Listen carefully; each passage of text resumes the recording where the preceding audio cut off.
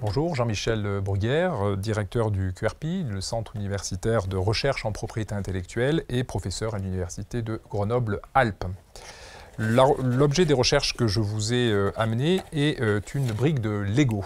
C'est un objet effectivement qui peut paraître un peu surprenant et qui pourtant permet de montrer effectivement les différents droits de propriété intellectuelle qui sont l'objet de mes recherches et éventuellement les questions de détournement de cette propriété intellectuelle.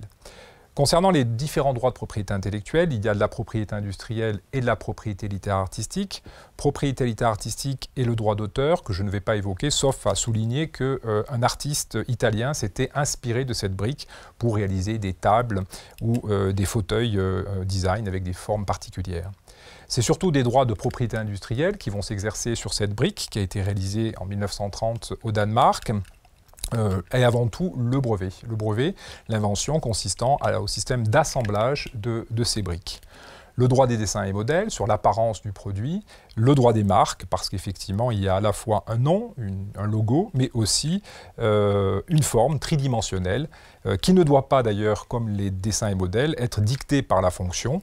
Je peux prendre un exemple en dehors du domaine de la brique Lego, qui est celui par exemple d'une pièce automobile qui va s'intégrer dans un moteur et dont la forme est dictée par la fonction, de telle sorte qu'il n'y aurait pas de droit de propriété industrielle. Ces droits de propriété intellectuelle sont parfois l'objet de détournements. Ici, Lego est un bon exemple. Tous les droits de propriété intellectuelle sont conférés pour une certaine durée.